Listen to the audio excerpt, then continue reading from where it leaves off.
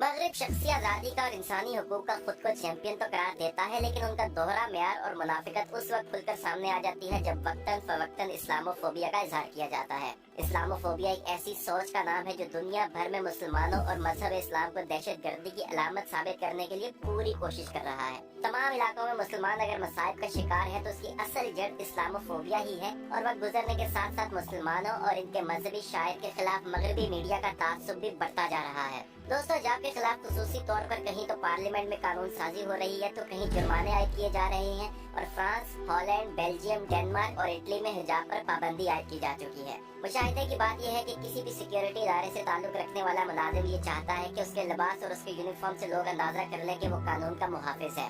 इसी तरह एक ईसाई राहिब या राहिबा के लिबास या डॉक्टर के सफेद कोट से लोग उनकी शनाख्त करते हैं। इसी तरह एक मुसलमान औरत का लिबास ये ऐलान करता है कि वो चाहती है कि लोग उसके साथ एहतराम के साथ पेश आए, तो फिर ये हिजाब उनकी नजर में तशद्दुद की अलामत कैसे हो गया। तमाशा देखिए कि जिस माशरे में मुख्तसर तरीन लिबास बिकनी को इंतहा पसंदी और अपने कल्चर के लिए खतरा नहीं समझा जाता, वहाँ एक मुख्तसर से कपड़े से सर ढांपने को इंतहा पसंदी का ताना जाता है।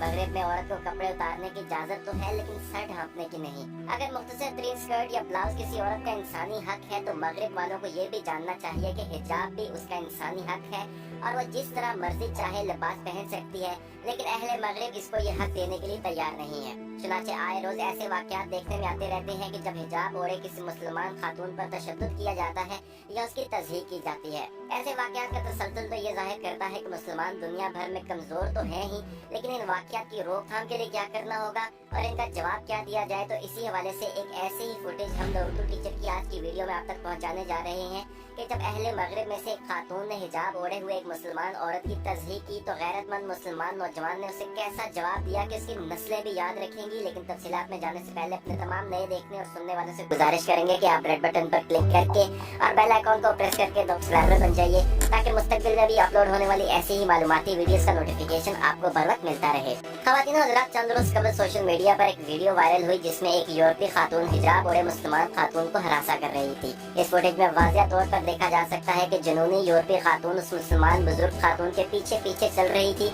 और वो मुसलमान खातून खौफजदा होकर इधर उधर मदद के लिए देख रही थी। इसी दौरान एक मुसलमान नौजवान आगे बढ़ता है। पहले तो उसने उस अंग्रेज औरत को समझाने की कोशिश की और उसे उसके इरादे से बाज रखने की कोशिश की, लेकिन जब वो बाज ना आई और उसका जुनून जारी रहा तो उस मुसलमान नौजवान ने उसे एक जोरदार थप्पड़ जड़ दिया।